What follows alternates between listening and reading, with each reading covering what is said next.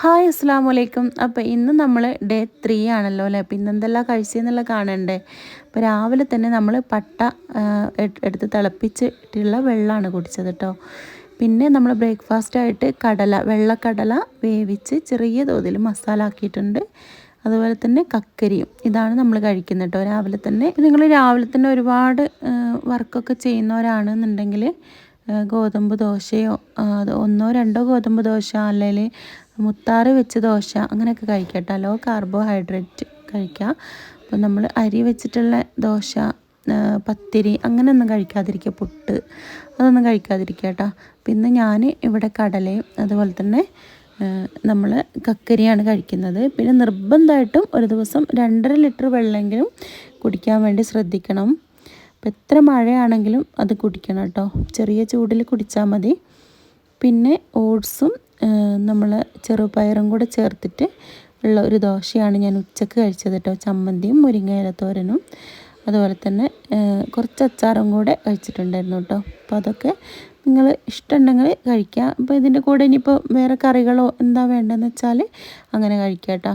പൊരിച്ചതൊന്നും കഴിക്കാതിരിക്കാൻ വേണ്ടി ശ്രദ്ധിക്കുക.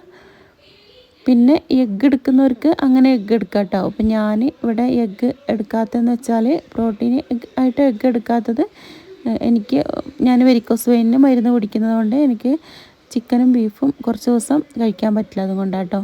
പിന്നെ വൈകുന്നേരം ആണ് പിന്നെ കഴിച്ചിട്ടുള്ളത്. അപ്പോൾ വൈകുന്നേരം മധുരക്കിഴങ്ങ്, കടല അതുപോലെ റോബസ്റ്റ് പഴമാണ് കേട്ടോ കഴിച്ചത്. അപ്പോൾ ഇന്നത്തെ ഫുഡ് ഇത്രയൊക്കെ ഉള്ളൂ. അപ്പോൾ നമ്മൾ വെയിറ്റ് ലോസിൽ ശ്രദ്ധിക്കേണ്ട കുറച്ച് കാര്യങ്ങൾ ഞാൻ പറഞ്ഞുതരാം. അപ്പോൾ നമ്മൾ എപ്പോഴും ഹെൽത്തി ആയിട്ട് ഫുഡ് കഴിക്കാൻ ശ്രദ്ധിക്കണം കേട്ടോ.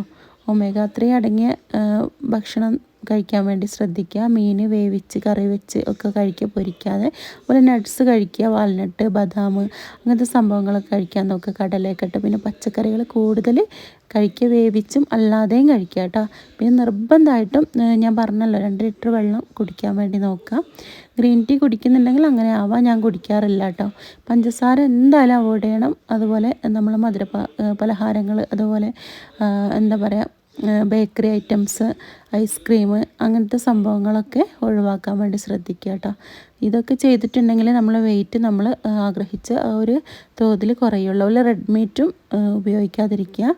അപ്പോൾ ഇത്രയേ ഉള്ളൂ ഇന്നത്തെ വീഡിയോ.